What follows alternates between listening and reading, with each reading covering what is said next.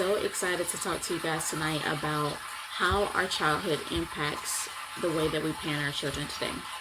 But for you that don't know me, my name is Nikisha Cotton. I married a country boy about 7 years ago, and we have 4 beautiful children. And if I can be honest, motherhood was not always this blissful thing for me. I knew that I always wanted to have kids. I knew that I always wanted to be a mother. It was something that I always dreamed of. I knew that I wanted to have a big family. But when I had my first child, I quickly realized that there were some things lying dormant that, came to the surface. I do want to stop and say that you're going to hear some water in the background. You probably already hear it, but that is the white noise for my youngest child who is currently sleeping. So I do apologize for that. But anyway, I quickly realized that motherhood had a lot of different challenges for me, if I can be honest. And there were a lot of nights that I was very guilty, and I had a lot of shame because of how I treated my children during the day. I was constantly yelling at them, constantly handling them in ways that were not good, I'll just say. And I spent a lot of nights in guilt and shame.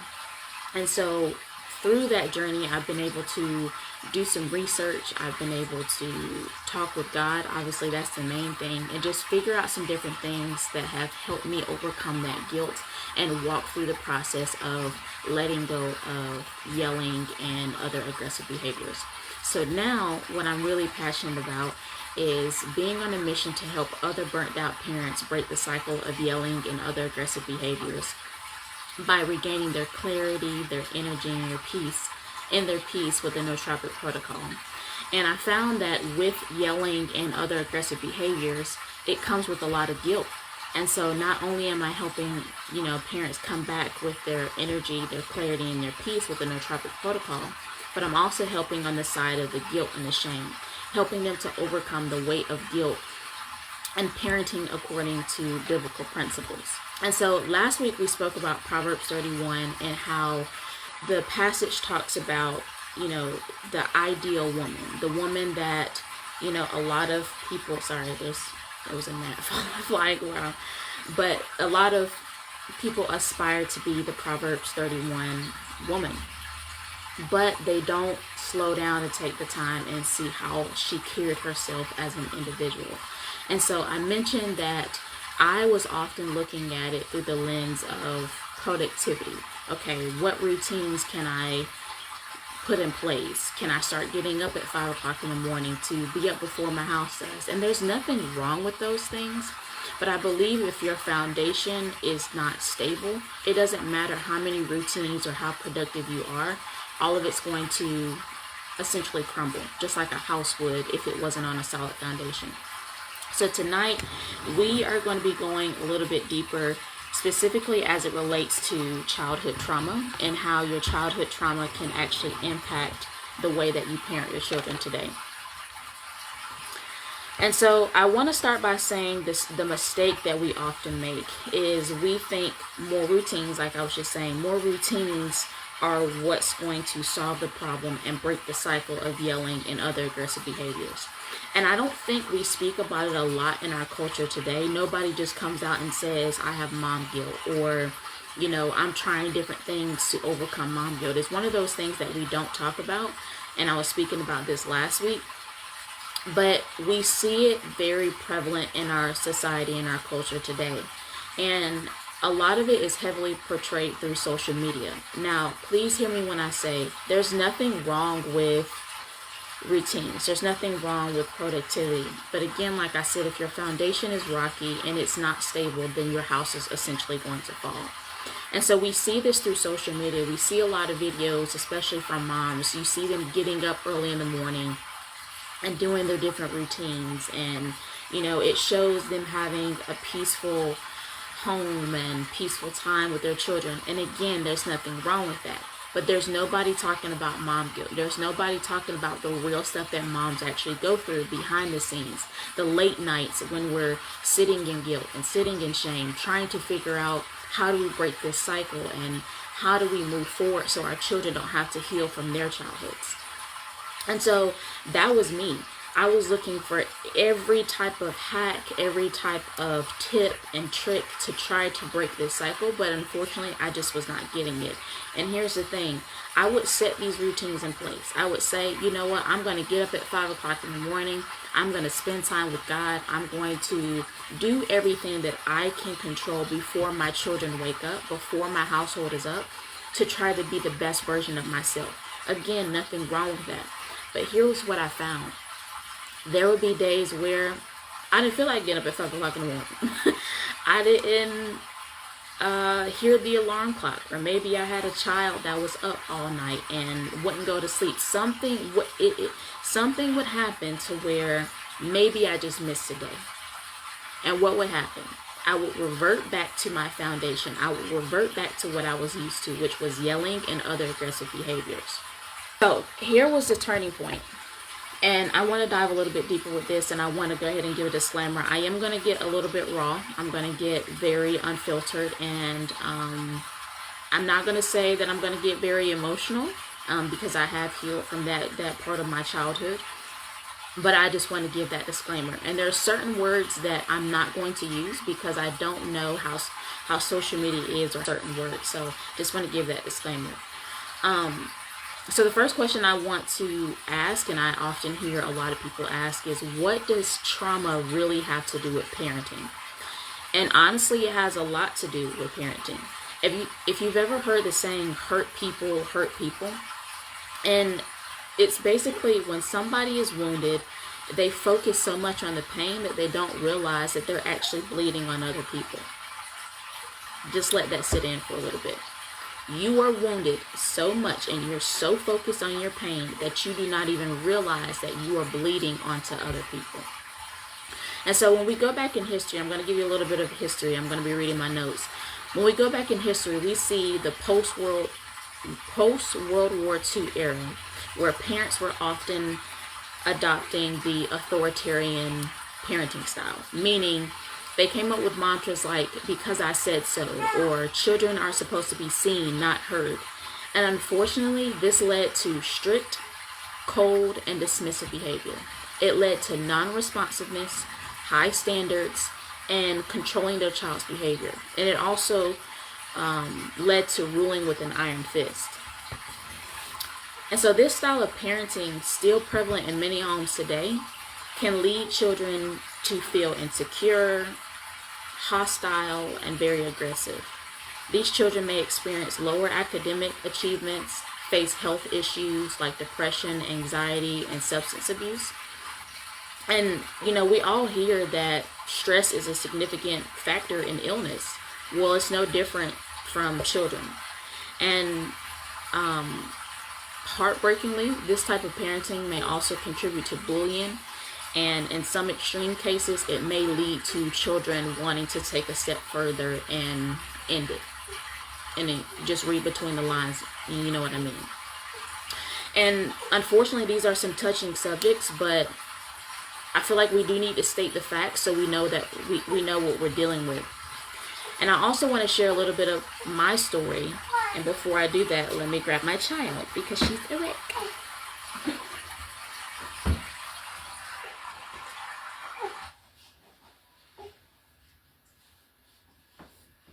I guess this would be better for you guys because the water is no longer on.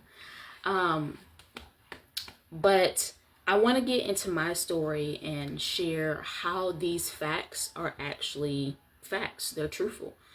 So I grew up in a single parent home. My mom was very, very hardworking. Very hardworking.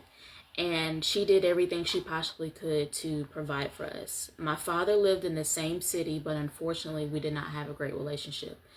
And let me say this. This is not an indictment on my parents whatsoever. My parents did everything that they possibly could to provide for me. I don't know the whole situation of, my father and things like that, but let's just say that our relationship is progressing and things are good now. So the things that I'm going over, me reaching back in time, essentially me reaching back into the past, is just that. It's the past. But I'm sharing these things to bring light on what I'm sharing tonight. It's not an indictment on my children, on my parents whatsoever.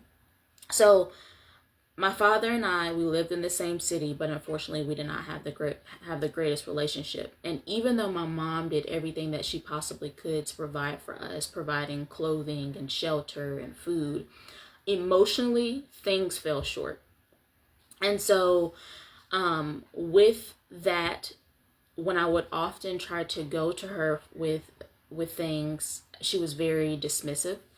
And that led to my first signs, or my first level of rejection. And then you couple that with the lack of security with my father. I had a lot of self-image issues. If you knew me back in school, if you knew me even years ago, it took me some time to really overcome this. If you knew me back then, you would know that my self-image was very, very low. So much to the point where I could not look people in the eye. And it wasn't just like a stage fright thing where, if I get on stage, I'm afraid to, talk to people. No, it was, I could be in a conversation with someone and just be completely just afraid, timid, shy. I would often leave conversations just drenching in sweat because of how nervous I was, because that's how low my self-image was. I did not have the confidence that I have now today. Now, trust me, by no means necessary, I'm not perfect. Speaking in front of big crowds, or even doing what I'm doing now, is still very uncomfortable for me because I'm still growing in this area. But my self-image has definitely improved. So that's just, to give you a little background of where it was. But because of that lack of security, because of the dismissiveness and all the different things that I went over when we were talking about the history, played literally that part. That's exactly why I had those things that I was going through. And so throughout my school years, I remained very quiet and timid. And secretly, the thing is, deep down inside, I always knew that I had a fire inside of me that I wanted to essentially let out. I wanted to be the life of the party. I wanted to speak about things that I stood for and things that I stood against. But because I was so shy and timid, I never did those things. And unfortunately, I also engaged in behaviors that the Bible speaks against. Getting drunk, using drugs, doing other things. And the worst part about it was, I knew that those things were wrong, but deep down inside, I just never, on the outside, I knew that they were wrong. On the outside, let me say this. On the outside, it felt very normal, but on the inside, I knew that it was wrong. But I didn't know how to, I guess, cope or find that healing or whatever from my childhood. And there was this, internal war that was constantly going on. I just wanted the thoughts to stop. I just wanted all the pent up anger that I had to just cease. And so my way of, I know one of the words that a lot of people use now today is cope, so that's just what I'm going to use. One of the ways that I guess I coped with that was, doing things that I knew that I wasn't supposed to do because I had no other outlet.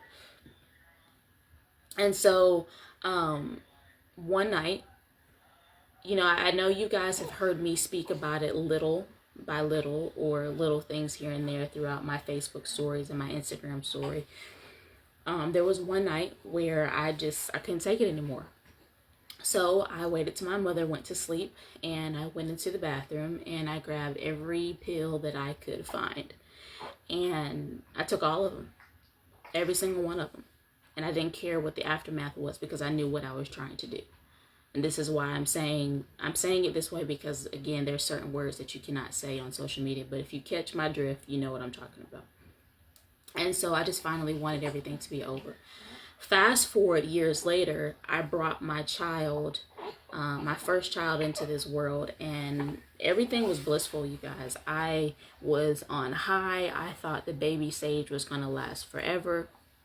But I was very young and very naive, and that baby stage did not last long.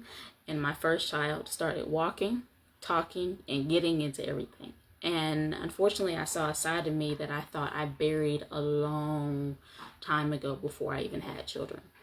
And During this time, like I said, I saw the rage, I saw the anger, I saw all the things that I thought that I had put away. And what I discovered through God's word and what he started to show me was all that stuff that was coming out was a result of the seeds that were planted into me when I was a child. You, like me, may have a similar story, or maybe we may have some similarities, but the point is, seeds were planted. And so now you can see that whatever was planted in you as a child will show up in the harvest when you start having your own children. And so if you're in a season right now where you're trying to break that cycle of yelling or other aggressive behaviors, but you just don't know how, you've tried everything, you've read all the parenting books, you've maybe even did some extensive research and tried to go to therapy or spend all this money, whatever it is. I'm not positioning myself as a therapist or psychologist or anything like that, but maybe you have tried everything out there, but you're still in that pattern. I want to help you, and I want to provide a free download that's going to help you start on that journey. Again, like I said, this is a free download. It's going to have some of the notes that I went over tonight, so you can go back and go through that. And it goes into it a little bit deeper. Again, there are certain things that I cannot say on social media because of, whatever. But it goes in a little bit deeper of my story. And then it also has 8 questions that you can really just sit with God and walk through those, and he will bring to light what are the specifics. What happened to me as a child? And it doesn't even have to be, I think when we think of trauma, we think of like the R word, if you know what that is, the R word, or a car crash. We think of these big things, and we don't realize that trauma could be emotional trauma. We see emotional trauma very, very prevalent in our culture today, especially with my generation. And we are starting to realize that, okay, there was some emotional trauma from childhood. So, this is going to give you the opportunity to actually sit down and walk through that and see what were the specifics, what happened, what specific situation that just hurt you so bad. You just kind of glazed over it. You covered it up. You pushed it down. And now you're starting to act it out in your parenting, and you don't know the reason why. Those 8 questions are going to help you with that. Not only are they going to help you with that, but they're also going to give you the opportunity to invite God in so he can start working that healing in you, so you can show up as the parent that he designed for you to be.